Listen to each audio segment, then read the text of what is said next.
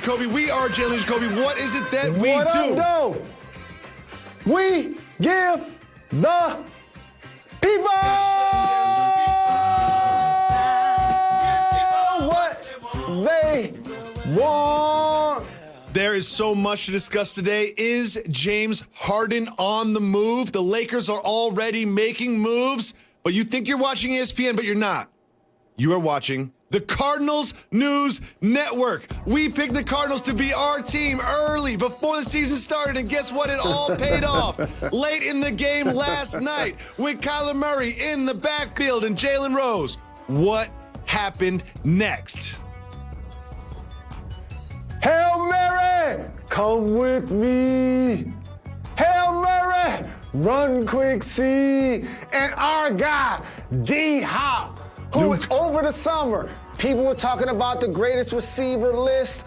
People were getting on the Texans for moving him, and we brought him on our show. And we told him this was their year. So much so that we adopted the Cardinals as our squad, and now their bandwagon is full, Jacoby. What we gonna do? Their bandwagon is getting full. Look at Kyler Murray. He's not just ours anymore. It's kind of like hip-hop. He's gone mainstream, Jacoby. Look at that elusiveness to get to the left. And then throws it up to D-Hop with 1, 2, 3 defenders on him. And Kyler Murray is looking at it on the Jumbotron, Jacoby. Looking at it on the Jumbotron. A phenomenal, fantastic play by those two individuals. I just want to give a big shout to Bill O'Brien and just remind everybody what the Cardinals traded to acquire the best receiver in the league who made that game-winning play. They traded David Johnson, a second-round pick, and a fourth-round pick, got back a fourth-round pick, and Nuke Hopkins, who made that play over 3 defenders that he dunked on in his own words. But this game did come down to that one play, but the story of the game was not that one play. One of the stories of this game has really been developing all season long, and that is what Kyler Murray does when he breaks the pocket. He is just so quick on his feet. He's scored a rushing touchdown in 5 straight games, and in 8 straight games, he's had a rushing touchdown. In 8 games this season, rushing touchdown and a passing touchdown. What do you think about Murray on his feet? Murray is like that kid in the sandlot that's playing against adults and nobody can tackle him. That's what he looks like to me. Almost kind of like, you know, having a fish in your hand and then it just kind of squirms and squirts away from you. You know, you've been to the park, Jacoby. You know that little guy that shows up, nobody knows who he is, and all of a sudden he out there juking everybody and nobody can get him to the ground. That's what Kyler Murray is. But you know what else I like about him, though? That dude is a leader. That dude is tough.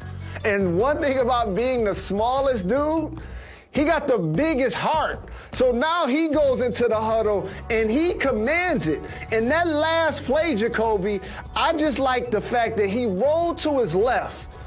He put the ball in one hand. When the defender got close, he put it in 2 to elude him just a little more. And he doesn't even see the flight of the ball. He has to turn around and look at the Jumbotron on the sideline. That is phenomenal by Kyler Murray, who is currently, as you called him, the best rushing QB in the NFL. Absolutely. I made that call a couple weeks ago. It has come to fruition now. But one thing before we move on. You don't know what it feels like to have a fish in your hands, and neither do I, because none of us have ever been fishing, let's be honest. But we do want to move on to that claim that Kyler Murray is the best rushing quarterback in the NFL. And, of course, the person that he is taking that spot from is Lamar Jackson. When you look at these two side by side, the comparison, the numbers are pretty close. And remember, that's Lamar Jackson last year when he won the MVP. Kyler Murray's putting himself in the MVP conversation recently. But remember, that was Jackson last year. This year, Jackson hasn't really played to the MVP level. He's been concerning. What concerns you about Jackson this year? Throwing interceptions has been the crucial thing for Lamar. And also, this team doesn't traditionally run the football as much as I would like. Of course, you want to line up in pistol and give Lamar the opportunity to put the ball in somebody's belly and create misdirection opportunities to give him a chance to run. But they also have Ingram. They also have Dobbins. Both of those guys should be getting carries consistently, Jacoby, because the Ravens are a team. Regardless of what we see on offense, they're invested financially year after year in what they do defensively. And so if their defense is going to get run all over the way it did, you definitely can't have Lamar getting an interception in this previous game and a couple of games earlier in the year. Absolutely. And also last night they lost Nick Boyle, who isn't the same household name that Andrews is, but he does a lot of things for them in blocking schemes and running and in passing. And with the loss of Stanley, they're going to be really hurting with their blocking. And Jalen, you mentioned their defense and how they've got this identity of being a smash-mouth tough defense. Well, guess what? That smash-mouth tough defense got run all over last night, whether it was Harris or whether it was Burkhead or whether it was Newton. They were moving the ball, and the offensive line was moving the Ravens. How did they end up doing that in such a rainy day? I give Cam a lot of credit for playing this smash-mouth offense. However, if you're somebody that believes that the Patriots are going to be able to keep Cam upright playing like this, and they're going to be able to continue to make it to the playoffs, that's the part I don't see. However, what I want to know is how you responded when Jacoby threw a touchdown. He didn't just throw a touchdown. That's the only thing I wanted to know. He didn't just throw a touchdown. To come out of yesterday's game. Jacoby Myers, we've all seen non-quarterbacks throw touchdowns, usually some sort of double reverse fake play with a wide open receiver where they awkwardly toss it in the end zone to someone wide open. Not this time. This was Jacoby just using some touch and some loft and putting it right in Burkhead's breadbasket, and he was covered. Big shout to Jacoby, and now he's been playing well the last couple weeks. I will claim him as part of the Jacoby clan. You didn't hear me calling his name too much last year at all. So Lamar Jackson sort of playing himself out of MVP contention. Is Russell Wilson doing the same? The Seahawks lost to the Rams, but it was Wilson's play that concerned you. What do you see on this play in particular? The decision-making, Jacoby, that's Russell Wilson. This year, he's thrown 3 interceptions in the end zone. His first 8 years, he only did it one time. This guy is mobile. When he threw that ball, let me know that his decision-making isn't what we're accustomed to seeing. And also, the balance. I know we talk about top-tier backs, and Henry and Cook and Kamara come up. But Carson is a real legit 3-down back, bell cow style. And without that balance, I see Russell struggling, and also the offensive line giving up sacks. Going into the game, I saw Aaron Donald. He was like, yeah, I sacked Russell Wilson more times than anybody. I could have got him a few times more. I didn't know their team was going to get 6 more sacks in this game. And so they got to do a better job of protecting them, but also Russell and that decision-making is something that we're unaccustomed to, in particular, how he started off this season.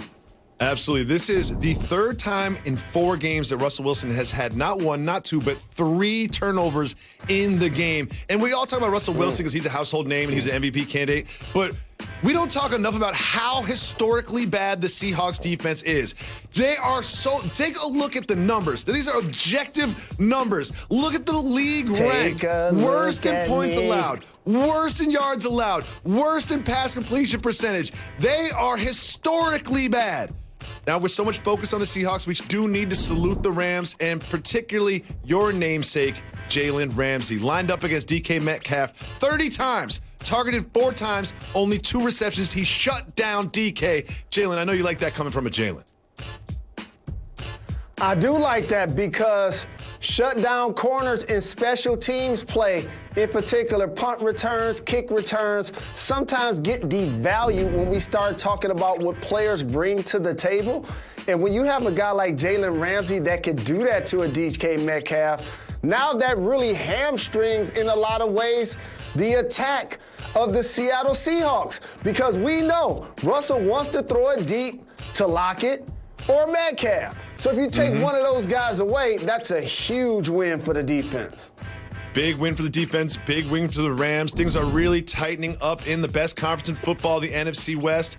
And Jalen, you remember last time Tom Brady and the Buccaneers took the field, they only scored 3 points, and it was at the end of the game. Well, things changed against the Panthers. It was close at first, and then the Buccaneers and Tom Brady went off. Do you think they're back? Are you re-inspired to believe in them as a contender? I will continue to believe that they're a contender. But like I told you since the beginning of the year, yes, Tom Brady is the 6-time championship GOAT. But there's a reason why when he signed with Tampa Bay, Evans was on the phone with his friends and Godwin were on the phone with their friends saying how the GOAT was going to take their game to another level.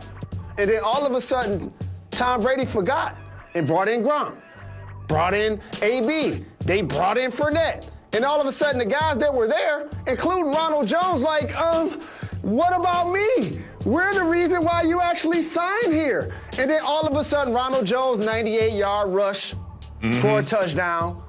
Now they're making sure not only that they throw it and target Evans, they made sure to force feed him. And that's what they should be doing. And if that's going to be their formula, then that's going to make a happier locker room that's going to perform better on the field. They targeted Evans 11 times. I think that was intentional based on the storylines that we were talking about on this very show about him being open and Bruce Arians' comments and all that. And you mentioned Gronk and AB and Godwin and Evans and these big names, but Ronald Jones kind of felt like the most important weapon that Brady had on the field yesterday. Everyone wants to talk about the 98-yard run, which he should have been caught from behind, by the way, but he had 192 in the game. He had 94 yards on the ground that had nothing to do with that 98-yard run. They certainly had a great bounce-back performance, but I still didn't forget. I haven't forgot what happened against the Saints. Y'all look good against the Panthers, but I have not forgotten what happened against the Saints. So much happened yesterday in the NFL, but Jalen, there is some huge news in the NBA. Is James Harden on the move out of Houston? We'll tell you going. And if he were to be traded, his preferred destination would be to the Brooklyn Nets. He's spoken to Kevin Durant about it, according to our reporters. That would make Irving, Durant, and Harden all on the same team. What do you think about this potential move? And also, it'll further the fact that I don't like it overall, Jacoby. I see James Harden as a lead singer. I don't see him as a backup. I don't see him as a member of the band. And you know what else I don't see him doing? Spotting up off the ball, cutting off the ball, moving without the ball. That's just not his game anymore.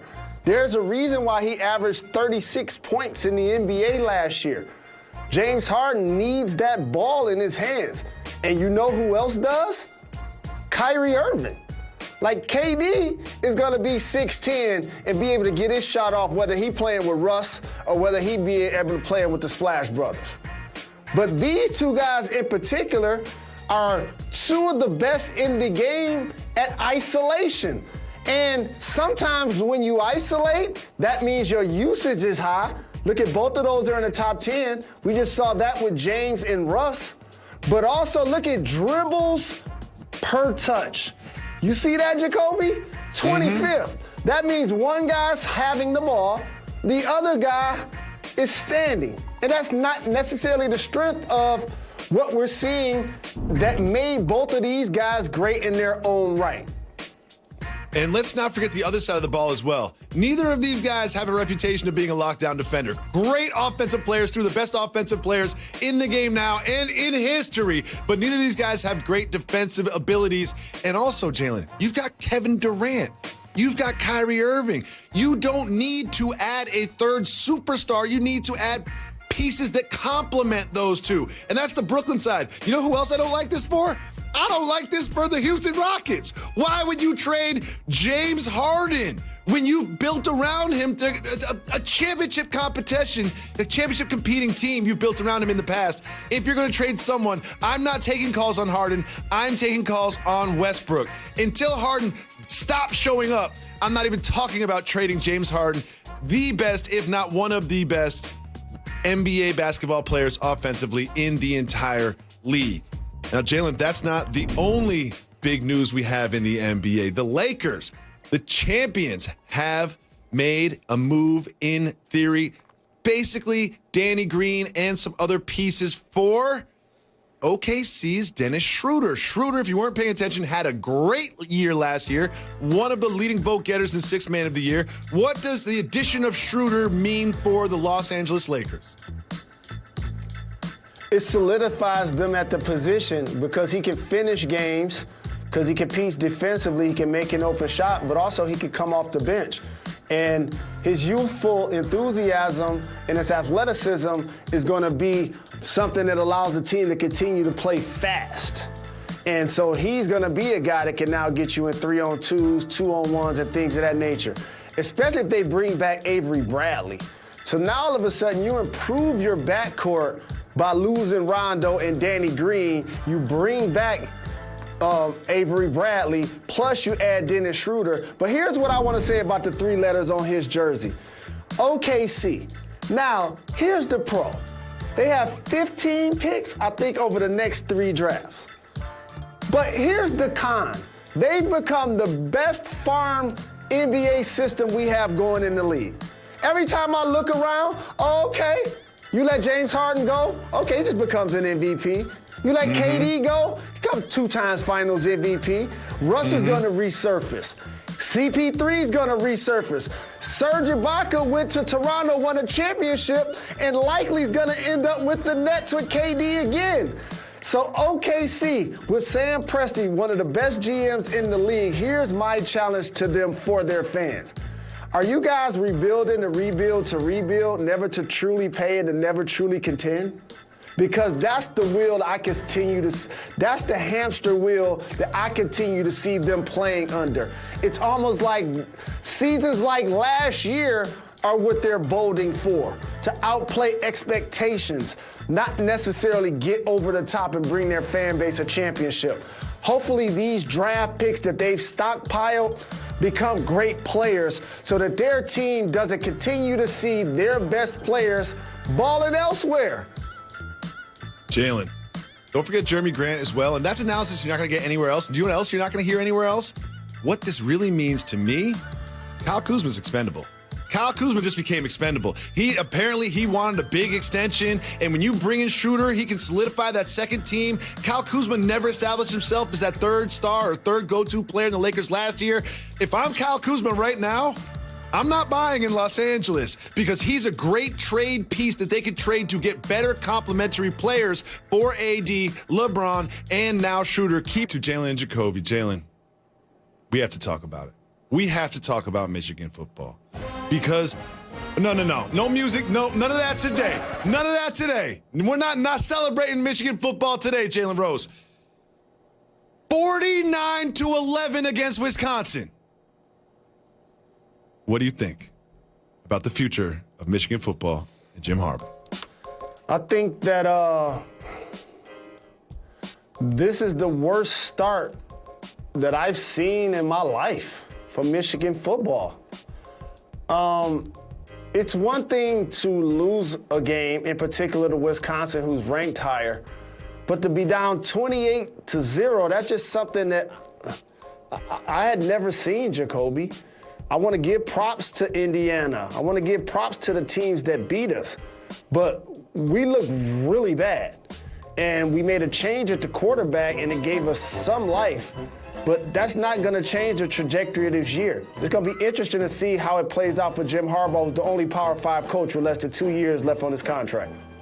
All I have to say is it can all be fixed if you beat the Buckeyes. If you beat the Buckeyes, it will all be fixed, but we both know that won't happen. What will happen is we'll be back tomorrow.